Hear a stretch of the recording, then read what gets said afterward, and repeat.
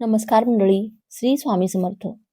तुमच्या सर्वांच्या आयुष्यात सुख, समाधान आणि भरभराट नांदो हीच स्वामीचरणी प्रार्थना करते आणि आजच्या या नवीन व्हिडिओला सुरुवात करते. 13 एप्रिल 2026 सोमवारी वरुणथिनी एकादशी. उपवास नाही केला तरी चालेल, पण या झाडाला नक्की स्पर्श करा. नजरबाधा, शत्रुदोष संपेल. 13 एप्रिल सोमवारी आहे पुण्य पावन वरुणथिनी एकादशी. शास्त्रात असं म्हटलं जातं की ही एकादशी वर्षातून एकदाच येते, पण ही जेव्हा येते तेव्हा आपल्या आयुष्यातील तब्बल 10 वर्षाचे दारिद्र्य, कफलतपणा आणि दुर्दैवाचे डोंगर एका रात्रीत फोडून काढण्याची ताकद ठेवते. तुम्हाला सध्या असं वाटतंय का की तुमच्या हसत्या खेळत्या घराला कुणाची तरी दृष्टी लागली आहे? अतोनात कष्ट करूनही, घाम गाळूनही लक्ष्मी घरात टिकण्याऐवजी पाण्यासारखे वाहून जाते का? पतीच्या कामात अडथळे येतात किंवा मुलांच्या प्रगतीला जणू खीळ बसली आहे? जर तुमचं उत्तर हो असेल तर विश्वास ठेवा, आज तुम्ही हा व्हिडिओ पाहताय हा निव्वळ योगायोग नाही, तर तो साक्षात भगवंताने तुमच्यासाठी पाठवलेला एक संदेश आहे. आजच्या या व्हिडिओमध्ये मी तुम्हाला अशा एका गुप्त आणि अत्यंत प्रभावी उपायाबद्दल सांगणार आहे, ज्यासाठी तुम्हाला खूप मोठी पूजा अर्चा करण्याची गरज नाही. तुम्हाला उद्या फक्त एका विशिष्ट झाडापाशी जायचं आहे आणि त्या झाडाला फक्त एकदा स्पर्श करायचा आहे. हो, तुम्ही अगदी बरोबर ऐकलंय. फक्त एक स्पर्श. पण हा स्पर्श करण्यामागे एक शास्त्र आहे, एक वेळ आहे आणि एक विशिष्ट मंत्र आहे. हा उपाय केल्यानंतर पुढच्या अवघ्या 24 तासात तुम्हाला तुमच्या घराच्या ऊर्जेमध्ये असा काही चमत्कार दिसायला सुरुवात होईल की शत्रू सुद्धा तुमच्या समोर नतमस्तक होईल. पण एक गोष्ट लक्षात ठेवा, हा व्हिडिओ चुकूनही मधून सोडू नका, कारण अर्धवट ज्ञान हे विषासारखं असतं आणि चुकीच्या पद्धतीने केलेला उपाय फळ देत नाही. म्हणून हा व्हिडिओ शेवटपर्यंत पहा आणि चॅनेलवरती नवीन असाल तर सबस्क्राईब करा आणि व्हिडिओला एक लाईक करून कमेंटमध्ये ओम नमो भगवते वासुदेवाय किंवा श्री स्वामी समर्थ असे नक्की लिहा, कारण तुमच्या एका कमेंटमुळे तुमची हाक थेट ईश्वराच्या दरबारात पोहोचणारच आहे. हो, आता आपण वरुणथिनी एकादशीच्या त्या रहस्याकडे वळूया, जे खूप कमी लोकांना माहिती आहे. वरुणथिनी म्हणजे काय? वरुणथिनी या शब्दाचा उगमच मुळे वरुत म्हणजेच संरक्षणाचे कवच यातून झालेला आहे. ही एकादशी म्हणजे तुमच्या कुटुंबाभोवती निर्माण होणारे एक असं अभेद्य सुरक्षा कवच आहे, ज्याला शत्रूची नजर, बाहेरची बाधा किंवा गरिबीचा शाप कधीच भेदू शकत नाही. शास्त्रात आणि पुराणात असं स्पष्ट लिहिलेलं आहे की जे फळ एखाद्या माणसाला हजारो वर्ष कठोर तपश्चर्या करून मिळतं, तेच फळ या वरुणथिनी एकादशीच्या एका दिवसाच्या छोट्या शुद्ध भक्तीने आणि एका छोट्याशा कृतीने प्राप्त होऊ शकतं. पण कधी विचार केला आहे का की आपण वर्षानुवर्षे उपवास करतो, पूजा करतो, तरीही आयुष्यातले अडथळे का संपत नाहीत? याचं कारण कळलं आहे. वरुणथिनी एकादशीच्या दिवशी एका विशिष्ट वेळेमध्ये, म्हणजे सूर्योदयापूर्वीची ती ब्रह्ममुहूर्ताची वेळ आणि सूर्यास्तानंतरची ती तिन्ही सांजेची वेळ, या दोन वेळच्या दरम्यान ब्रह्मांडातील काही सात्विक शक्ती अत्यंत जागृत अवस्थेत असतात. याच काळात निसर्गातील चैतन्य आपल्याशी संवाद साधत असतं. आपण काय करतो? आपण देवासमोर दिवा लावतो, पण ज्या निसर्गाच्या रूपात हे देव आपल्या दारात उभे आहेत त्याला ओळखायला विसरतो. वरुणथिनी एकादशीच्या दिवशी आपल्या सभोवतालच्या निसर्गातील एक असं विशिष्ट झाड आहे जे पूर्णपणे जागृत होणार आहे. या झाडाच्या पानापानात साक्षात भगवान विष्णूंचा आशीर्वाद असेल आणि त्याच्या मुळाशी माता लक्ष्मी अखंड वास असेल. या झाडाला स्पर्श करणं म्हणजे प्रत्यक्ष वैकुंठाच्या उंबरठ्याला स्पर्श करण्यासारखा आहे. आपण लक्षात ठेवा, हे झाड कोणतं आहे. हे केवळ कोणतंही झाड नाही, हे एक असं झाड आहे ज्याला स्पर्श करण्याची एक विशिष्ट पद्धत आहे. जर तुम्ही चुकीच्या पद्धतीने स्पर्श केला तर त्याचा लाभ तुम्हाला मिळणार नाही.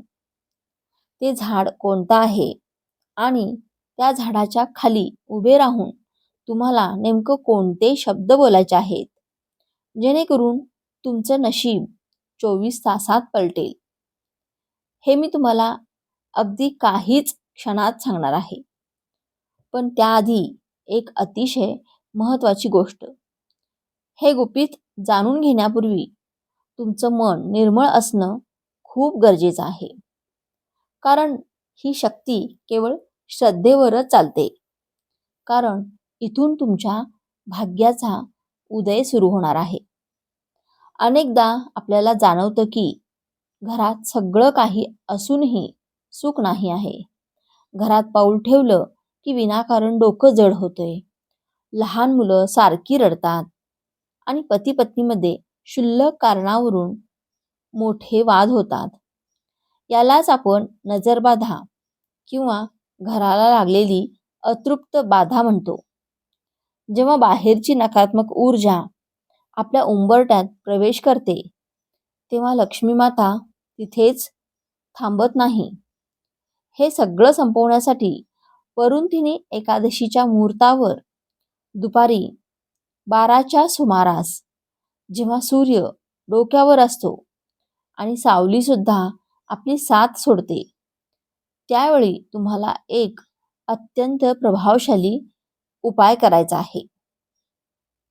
उपाय 1. नजरबाधा आणि शत्रुनाशासाठी कलश. नीट लक्ष देऊन ऐका.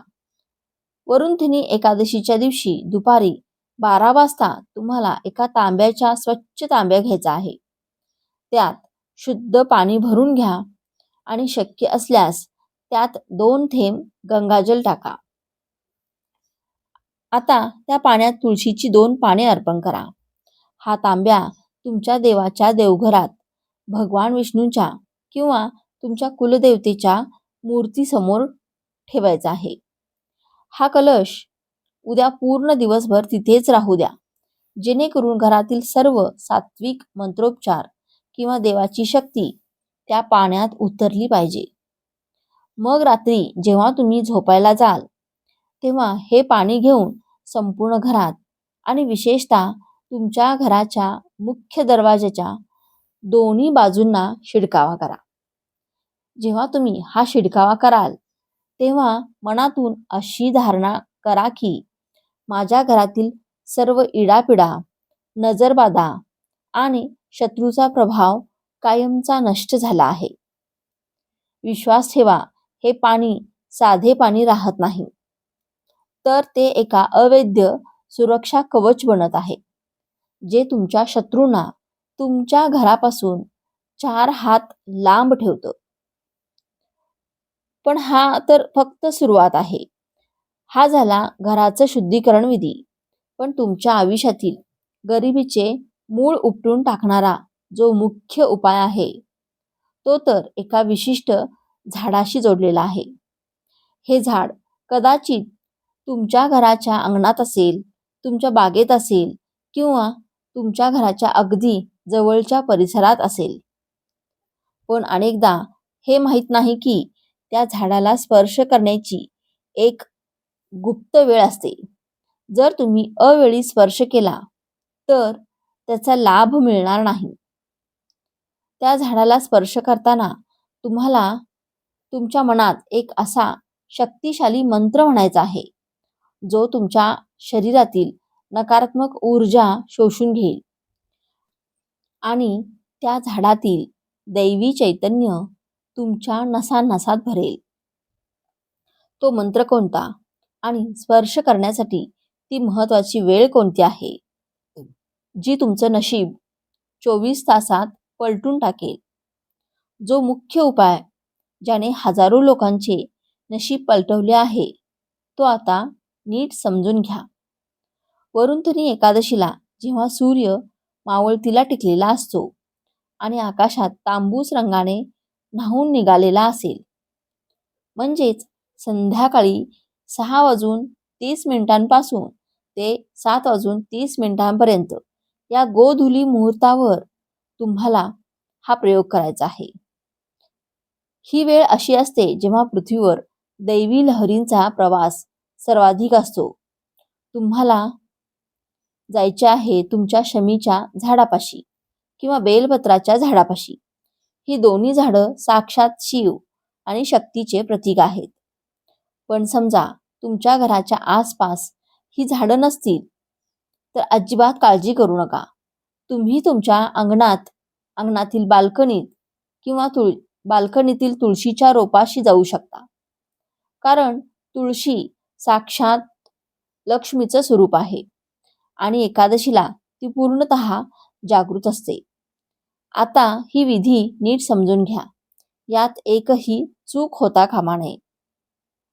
त्या झाडापाशी गेल्यानंतर आधी त्याला मनोमान नमस्कार करा.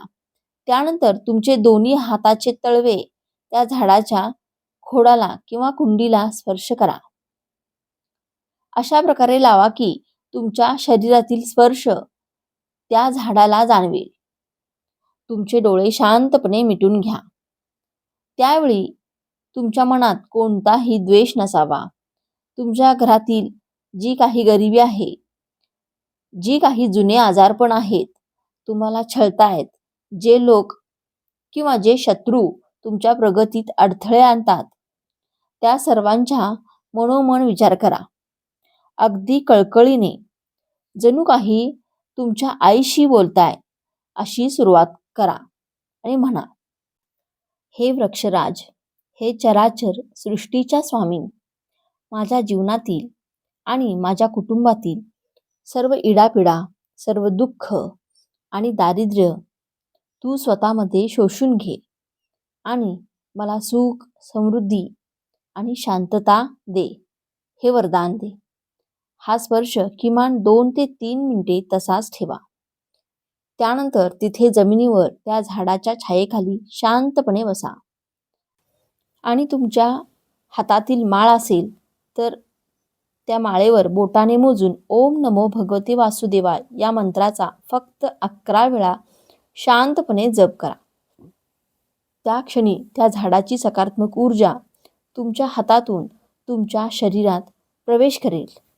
जणू काही एखादा बीज प्रवाह व्हावे तशी तुमच्या घरातील आणि शरीरातील सर्व नकारात्मकता, सर्व नजरबाधा ते झाड स्वतःमध्ये खेचून घेते आणि तुम्हाला पूर्णपणे शुद्ध करतो.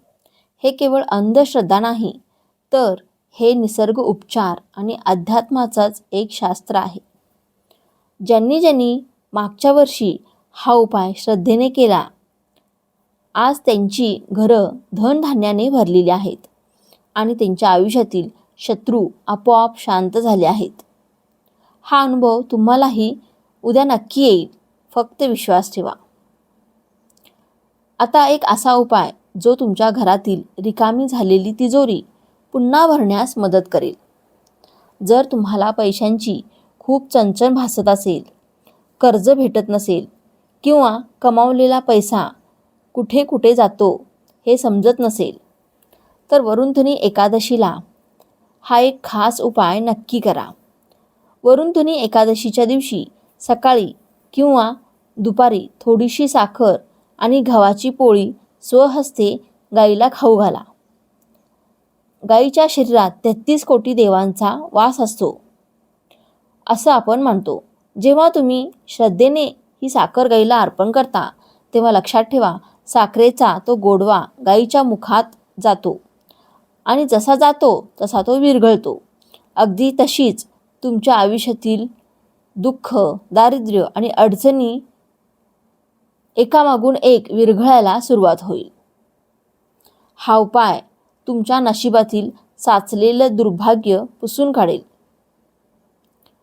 पण एक अत्यंत नियम, वरुणधनी एकादशीच्या दिवशी चुकूनही एक गोष्टीची चूक करू नका. कोणाकडूनही कर्ज घेऊ नका आणि कोणालाही कर्ज देऊ नका. एकादशीचा दिवस हा व्यवहार करण्याचा नाही, तर स्वतःमध्ये आणि आपल्या वस्तूत ईश्वरी शक्ती साठवण्याचा आहे. त्यामुळे या दिवशी दिलेले पैसे परत येताना खूप अडचणी येतात आणि घेतलेलं कर्ज फिटत नाही. त्यामुळे वरुणधनी एकादशीचा दिवस फक्त जप, तप आणि मी सांगितलेल्या त्या झाडाच्या स्पर्शासाठी राखून ठेवा. तर ही दुर्मिळ वरुणधनी एकादशी अशीच वाया घालवू नका. लक्षात ठेवा, ही संधी वारंवार दरवाजा ठोठावत नाही.